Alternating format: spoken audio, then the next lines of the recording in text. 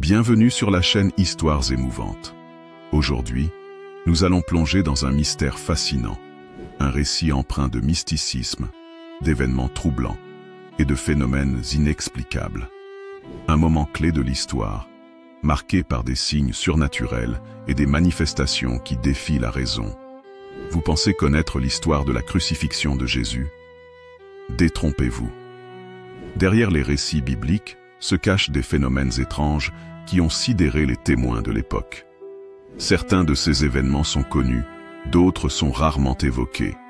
Mais le septième phénomène que nous allons révéler est tout simplement inimaginable. Des ténèbres soudaines en plein jour, un temple frappé par un mystère terrifiant, des morts qui reviennent à la vie.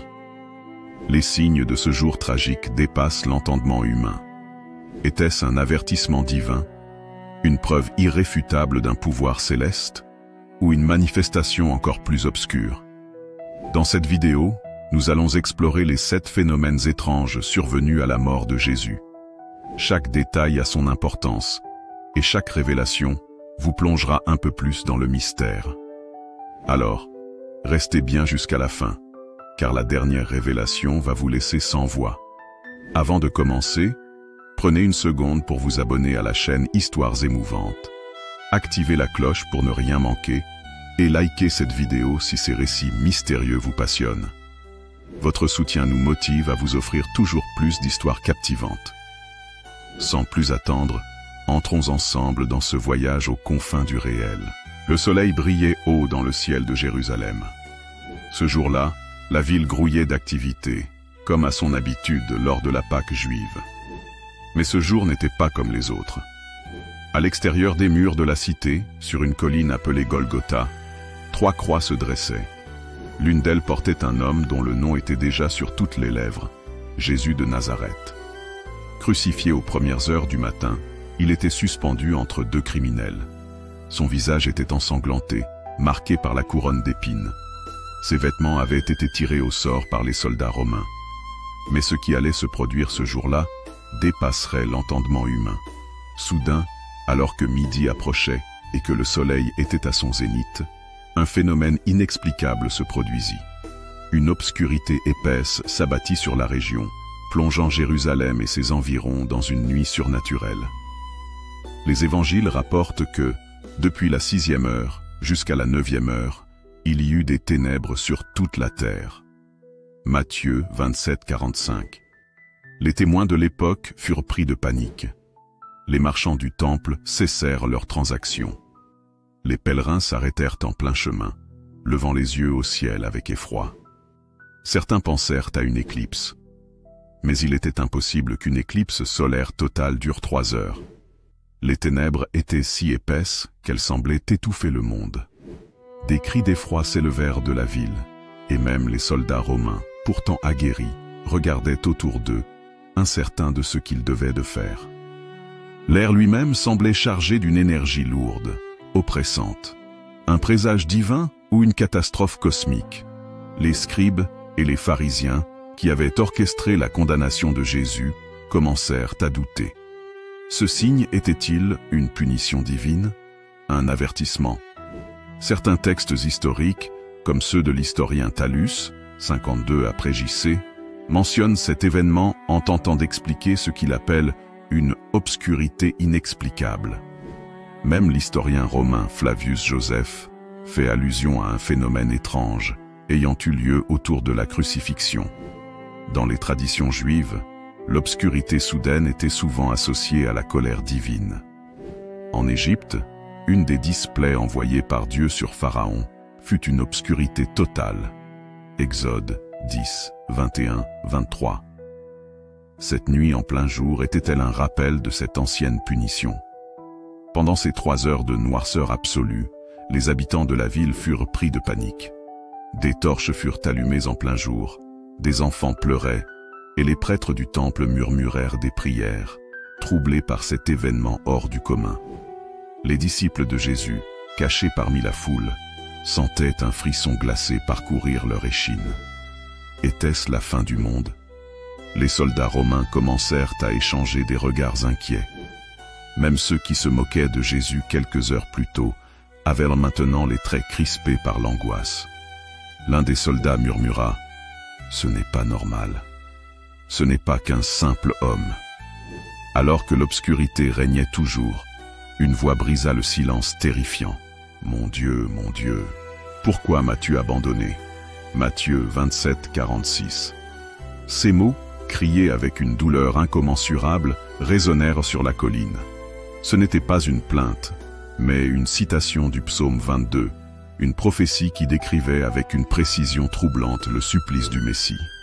Ceux qui se trouvaient là frissonnèrent.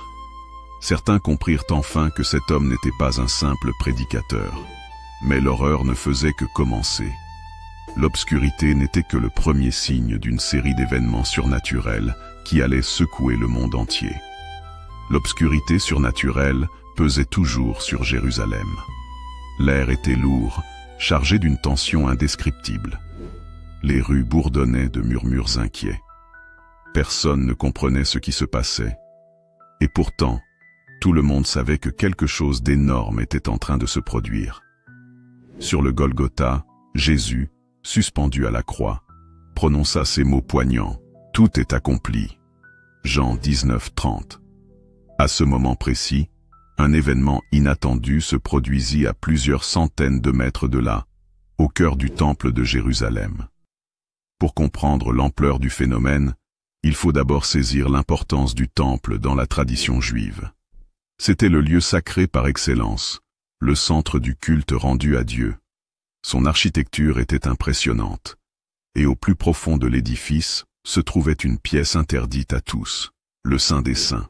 Le Saint des Saints était séparé du reste du temple par un voile immense, épais de plusieurs centimètres, tissé avec un savoir-faire inégalé. Ce voile n'était pas un simple rideau. C'était une barrière sacrée entre Dieu et les hommes. Seul le grand prêtre pouvait pénétrer derrière le voile, et encore, une seule fois par an, lors du Yom Kippour, pour offrir des sacrifices d'expiation. Mais en cet instant précis, alors que Jésus rendait son dernier souffle sur la croix, le voile du temple se déchira en deux, tout seul, de haut en bas. Imaginez la scène. Les prêtres, occupés dans le temple, sont soudainement interrompus par un bruit déchirant, un craquement assourdissant. Ils lèvent les yeux, stupéfaits. Le voile, ce rideau sacré de plusieurs mètres de hauteur et d'une épaisseur colossale, se fend en plein milieu, comme si une main invisible l'avait déchiré de haut en bas. Le silence tombe. Les prêtres sont pétrifiés. Ils savent d'eux que ce voile représente la séparation entre Dieu et les hommes. S'il est déchiré, cela signifie que quelque chose d'énorme vient de se produire, un signe de la fin de l'ancienne alliance. Dans la tradition juive, le temple représentait l'alliance entre Dieu et son peuple. Le voile du Saint des Saints symbolisait l'inaccessibilité de la présence divine. Or, sa déchirure signifiait une chose. Quelque chose venait de changer à jamais. Jésus lui-même avait annoncé qu'il détruirait le temple et le rebâtirait en 3 jours. Jean 2, 19.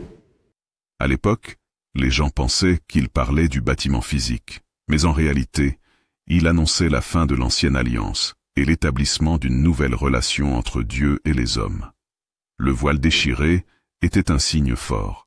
L'obscurité qui recouvrait la terre et la déchirure du voile annonçaient un changement cosmique. Les anciens écrits juifs parlaient aussi d'un jour où Dieu briserait la séparation entre lui et son peuple.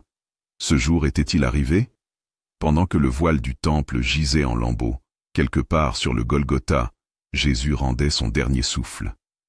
L'instant était solennel, silencieux, presque irréel.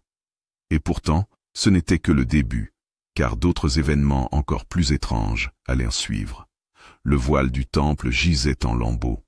L'obscurité étrange persistait encore. Sur le Golgotha, l'air était devenu oppressant.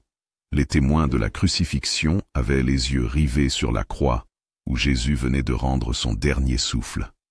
Un silence pesant s'était installé, un silence qui n'annonçait rien de bon. Puis, soudain, le sol se mit à trembler, d'abord doucement, comme un frémissement inquiétant. Puis, en quelques secondes, une secousse violente secoua toute la région. Des cris fusèrent de partout. Les rues de Jérusalem se fissurèrent sous les pieds des habitants. Des maisons commencèrent à s'effondrer. Les échoppes du marché s'écroulèrent dans un vacarme assourdissant. Des blocs de pierre se détachèrent des murailles de la ville. Le sol lui-même semblait en colère. Les évangiles rapportent cet événement avec précision. La terre trembla, les rochers se fendirent, les sépulcres s'ouvrirent. Matthieu 27, 51-52. Ce n'était pas un simple séisme, c'était une déclaration divine. Dans l'Ancien Testament, les tremblements de terre étaient souvent des signes de la puissance et de la colère de Dieu. Par exemple, lorsque Moïse reçut les 10 commandements sur le mont Sinaï, la terre trembla violemment. Exode 19, 18. Ce qui se passait à la mort de Jésus était un avertissement au monde entier. Et ce n'était que le début. Les tombeaux s'ouvrent et les morts se lèvent. Alors que la terre continuait de trembler, un phénomène encore plus troublant se produisit. Les tombes se fissurèrent et les morts se réveillèrent. Imaginez la scène. Les sépulcres de pierre, typiques de l'époque, se brisent sous l'effet du séisme. Les pierres qui fermèrent les tombeaux roulent sur le sol dans un bruit sourd. L'intérieur des tombes est dévoilé, mais elles ne sont pas vides. Des corps, autrefois inertes, commencent à bouger. Des témoins affolés virent des silhouettes émerger des tombeaux ouverts. Certains reconnurent des visages familiers, des êtres chers morts depuis longtemps. Le texte biblique nous dit que ces morts se levèrent et entrèrent dans Jérusalem après la résurrection de Jésus. Matthieu 27, 53. Des témoins rapportèrent avoir vu des figures vêtues de linceul déambuler dans les rues. Les rumeurs se propagèrent à une vitesse fulgurante. « J'ai vu mon oncle décédé il y a des années, il était là, dans la ville. » Des anciens prophètes sont revenus, c'est un signe de la fin des temps. Ce Jésus, il était vraiment le Fils de Dieu. Imaginez la peur et la confusion des habitants. Qui étaient ces morts revenus à la vie? Des âmes saintes, des avertissements vivants d'un cataclysme à venir? Un signe du jugement dernier. Dans la tradition juive, le réveil des morts était associé à la fin des temps.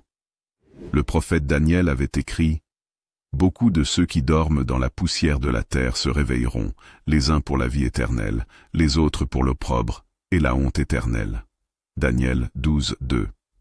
Ce moment troublant confirmait que quelque chose d'énorme était en train de se produire.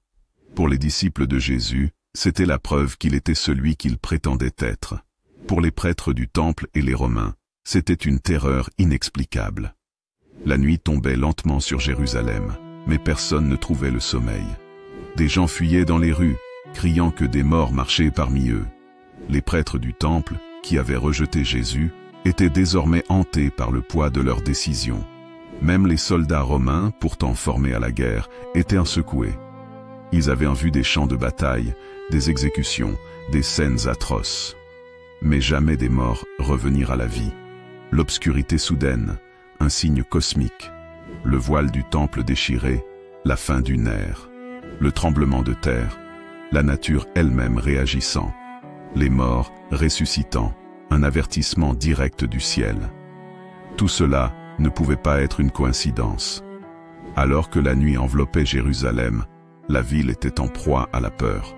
Certains priaient, d'autres pleuraient, et d'autres encore restaient prostrés, incapables de comprendre l'ampleur de ce qui venait de se passer. Mais un dernier événement inimaginable allait encore survenir.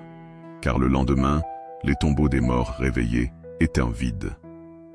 Que s'était-il réellement passé?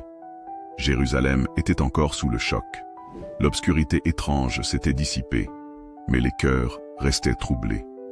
Le tremblement de terre avait détruit des maisons.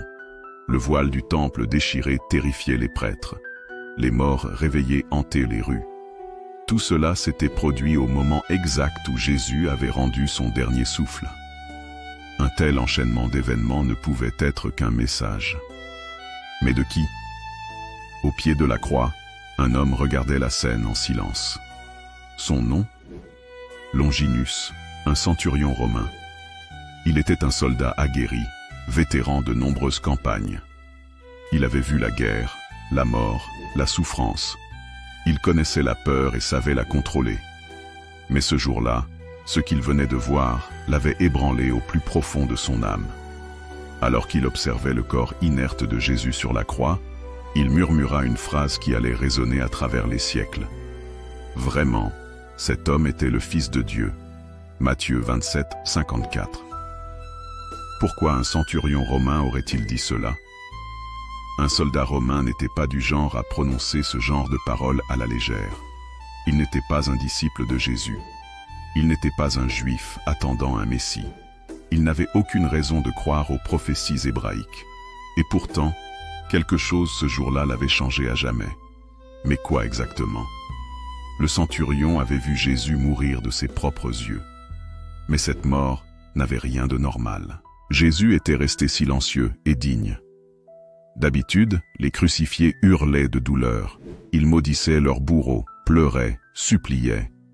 Mais Jésus, il priait même pour ceux qui le tuaient. Il avait choisi le moment exact de sa mort. D'ordinaire, une crucifixion durait des jours avant que la victime ne succombe. Jésus, lui, a poussé un dernier cri et a expiré immédiatement. La nature elle-même avait réagi. Une obscurité soudaine en plein jour. Un tremblement de terre brutal, des tombes qui s'ouvrent et des morts qui marchent. Trop de coïncidences. Longinus avait été témoin de bien des exécutions, mais jamais d'un tel enchaînement de phénomènes surnaturels. Le regard du centurion croise celui de Marie. Après sa déclaration, Longinus sentit un frisson parcourir son dos. Il tourna la tête et vit Marie, la mère de Jésus. Ses yeux étaient rougis par les larmes, mais dans son regard, il n'y avait ni haine, ni colère, juste une immense tristesse et une paix inexplicable. À cet instant, il comprit que Jésus n'était pas un simple homme. L'histoire raconte que Longinus ne fut plus jamais le même après ce jour-là. Il aurait abandonné son poste. Il aurait fui les légions romaines. Il aurait fini par se convertir et répandre la parole de Jésus. Certaines traditions disent même qu'il fut persécuté pour sa foi et devint martyr. L'homme qui avait mené une exécution sanglante était devenu un témoin de la vérité. Mais il n'était pas le seul à avoir été troublé. D'autres soldats romains aussi avaient assisté aux événements terrifiants du Golgotha. Les murmures se propageaient dans la garnison. Cet homme n'était pas ordinaire. C'était un innocent. Peut-être était-il réellement divin. Les autorités romaines et juives ne pouvaient pas laisser ces rumeurs se répandre. Ponce Pilate fut informé du trouble qui gagnait les rangs. Il ordonna que l'on garde le tombeau de Jésus sous surveillance, de peur que ses disciples ne viennent voler le corps et prétendre qu'il était ressuscité. Mais ce qu'il ignorait, c'est que personne n'aurait besoin de voler ce corps. Un dernier choc à venir. Le centurion Longinus avait vu l'impossible. Mais ce qu'il ignorait, c'est que 3 jours plus tard, un événement encore plus inimaginable allait se produire. Jésus n'allait pas rester dans son tombeau. Le monde était sur le point d'assister à l'événement le plus bouleversant de toute l'histoire. 3 jours s'étaient écoulés depuis la crucifixion. Jérusalem était encore sous le choc des événements terrifiants qui s'étaient déroulés au Golgotha. Une obscurité soudaine en plein jour. Un tremblement de terre dévastateur. Des morts qui reviennent à la vie.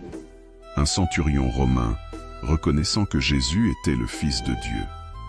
Mais quelque chose d'encore plus inimaginable allait se produire. Quelque chose qui allait changer le monde à jamais. Les prêtres juifs et les autorités romaines savaient que la situation était dangereuse. Jésus avait annoncé à plusieurs reprises qu'il ressusciterait au bout de 3 jours.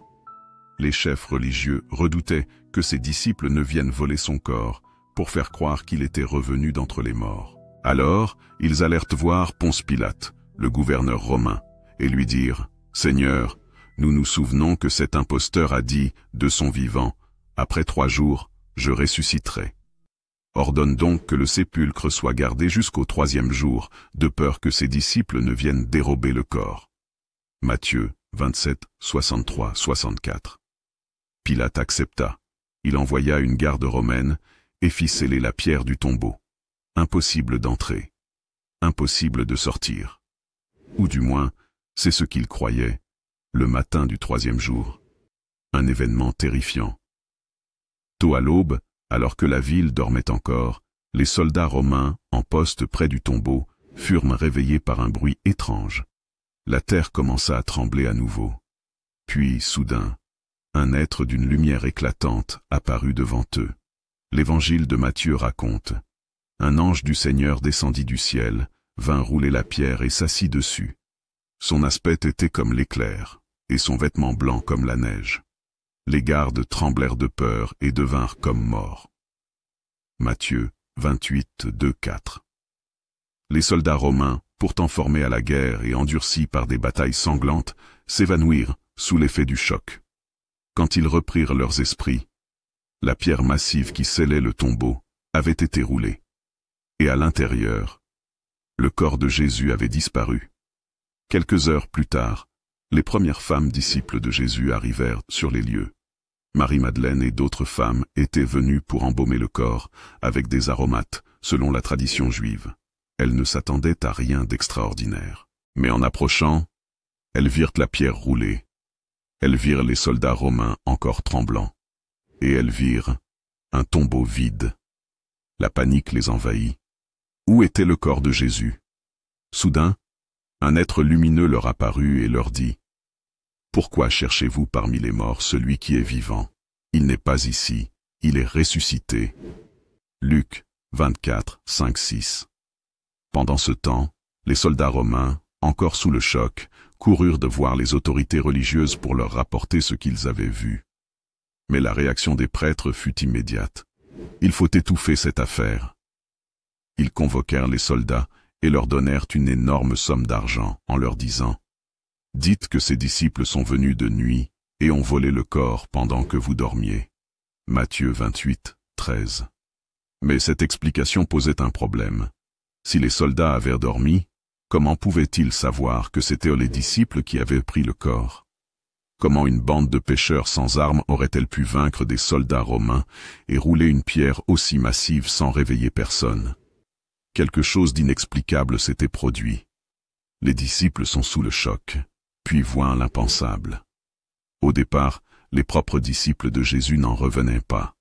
Quand Marie-Madeleine courut leur annoncer la nouvelle, ils crurent que c'était une illusion. Pierre et Jean se précipitèrent vers le tombeau, et ils le trouvèrent vide. Mais la vraie surprise, c'est que Jésus leur apparut peu après, en chair et en os. Les évangiles rapportent que Jésus ressuscité apparut à plusieurs personnes.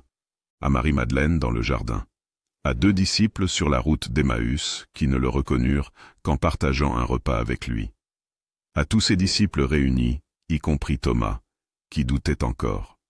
Lorsque Thomas le vit enfin, il toucha ses plaies et s'exclama: « Mon Seigneur et mon Dieu !» Jean 20, 28. Il n'y avait plus de doute possible. L'événement de la résurrection de Jésus allait changer le cours de l'histoire.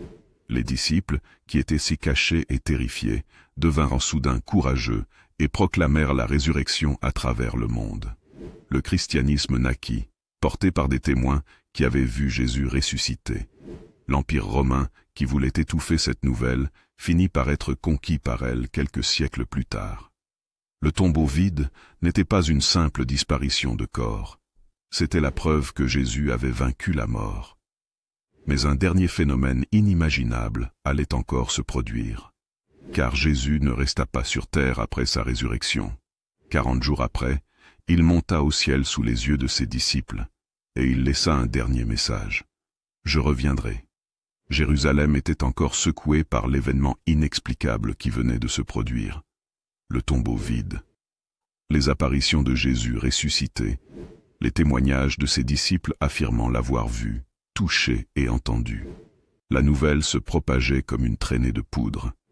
Les autorités juives et romaines tentaient désespérément d'étouffer l'affaire, mais plus personne ne pouvait nier qu'un phénomène incroyable avait eu lieu. Cependant, ce n'était pas la fin de l'histoire. Un dernier événement, le plus inimaginable de tous, allait se produire. 40 jours après la résurrection, depuis qu'il était ressuscité, Jésus était apparu à de nombreuses personnes, aux disciples réunis, à Marie-Madeleine, à plus de 500 personnes à la fois. 1 Corinthiens 15, 6. Mais pourquoi était-il resté sur terre pendant 40 jours? Il utilisait ce temps pour enseigner une dernière fois ses disciples, les préparer à leur mission et leur annoncer quelque chose d'incroyable. Un jour, alors qu'il était réuni avec eux sur le mont des Oliviers, il leur donna un dernier message. Ses disciples, encore troublés, lui posèrent une question cruciale. « Seigneur, est-ce maintenant que tu vas rétablir le royaume d'Israël » Acte 1:6. Ils pensaient toujours que Jésus allait prendre le pouvoir et renverser les Romains. Mais il leur répondit autrement. « Ce n'est pas à vous de connaître les temps et les moments que le Père a fixés. Mais vous recevrez une puissance, celle du Saint-Esprit, et vous serez mes témoins jusqu'aux extrémités de la terre. » Acte 1:7-8. Puis, il fit une annonce inimaginable. « Je reviendrai. » Un départ incroyable. À ce moment précis, quelque chose d'inexplicable se produisit sous leurs yeux. Jésus se mit à s'élever doucement dans les airs. Les disciples n'en croyaient pas leurs yeux. Tandis qu'ils le regardaient, il s'éleva, et une nuée le déroba à leurs yeux. Acte 1:9. Ils restèrent figés, le regard tourné vers le ciel. Jésus avait disparu. Alors que les disciples restaient tétanisés par ce qu'ils venaient de voir, 2 hommes en vêtements blancs apparurent à côté d'eux. Et ils leur dirent, « Pourquoi restez-vous là à regarder le ciel? Ce Jésus, qui a été enlevé au ciel, reviendra de la même manière que vous l'avez vu partir. » Acte 1, 10, 11. Jésus était parti, mais il reviendrait. Ce message résonnait comme une promesse. L'ascension de Jésus marqua un tournant dans l'histoire du monde. Voici pourquoi. Elle confirma que Jésus n'était pas un simple homme. Personne n'avait jamais vu un être humain monter au ciel de son propre chef. Ce phénomène était inexpliqué et n'avait jamais été observé auparavant. Elle annonça une nouvelle ère spirituelle. Jésus avait promis qu'après son départ, le Saint-Esprit viendrait sur ses disciples pour leur donner une puissance surnaturelle. 10 jours plus tard, la prophétie se réalisa lors de la Pentecôte. Elle lança un mouvement qui allait bouleverser le monde. Les disciples, jusque-là apeurés, devinrent des hommes courageux, prêts à mourir pour proclamer ce qu'ils avaient vu. Le christianisme, qui n'était qu'un petit groupe de croyants, se répandit dans tout l'Empire romain en quelques décennies. Encore aujourd'hui, l'ascension de Jésus reste un phénomène mystérieux. Un simple mythe, une illusion collective, ou un événement surnaturel réel. Ce qui est certain, c'est que les témoins de l'époque étaient prêts à mourir pour affirmer qu'ils avaient vu Jésus monter au ciel. Et si ces hommes avaient menti, alors pourquoi auraient-ils accepté d'être torturés et tués pour défendre un mensonge? Avant de disparaître, Jésus avait promis « Je reviendrai ». Mais quand? Certains pensent que ce retour est proche. D'autres disent que des signes annoncent déjà sa venue. D'autres encore pensent qu'il est déjà là, mais sous une autre forme. Qu'en pensez-vous? L'ascension de Jésus fut le dernier événement spectaculaire qui scella son passage sur terre. Mais ce n'était pas une fin. C'était le début d'un mouvement qui allait transformer le monde entier. Et vous, croyez-vous en cette promesse du retour de Jésus? Nous sommes arrivés à la fin de cette exploration fascinante des 7 phénomènes étranges à la mort de Jésus. Au fil de ce récit, nous avons plongé dans des événements mystérieux qui ont bouleversé Jérusalem et changé le cours de l'histoire. Une obscurité soudaine en plein jour. Un tremblement de terre qui déchira le voile du temple. Des tombes qui s'ouvrirent, laissant apparaître des morts revenus à la vie. Le témoignage inattendu d'un centurion romain. Une disparition inexpliquée du corps de Jésus. Et enfin, son ascension dans le ciel, sous les yeux de ses disciples. Des événements troublants, incroyables, mais qui ont marqué l'humanité à jamais. Et maintenant, que l'on soit croyant ou non, il est impossible d'ignorer l'impact de ces événements sur notre monde. Jésus a laissé un message qui continue d'inspirer, de questionner et de bouleverser les esprits. Et surtout, il a promis qu'un jour, il reviendrait. Mais sous quelle forme? Et quand cela arrivera-t-il? La question reste ouverte, et peut-être que l'avenir nous apportera encore d'autres révélations inattendues. Un immense merci à vous tous, qui avez suivi ce récit jusqu'à la fin. Si vous avez aimé cette vidéo et que vous voulez découvrir d'autres histoires fascinantes, alors laissez un like pour soutenir la chaîne, abonnez-vous et activez la cloche pour ne rien manquer. Partagez cette vidéo avec vos proches. Votre soutien est précieux et c'est grâce à vous que nous pouvons continuer à explorer les plus grands mystères de l'histoire. Merci encore et à très bientôt pour une nouvelle aventure captivante.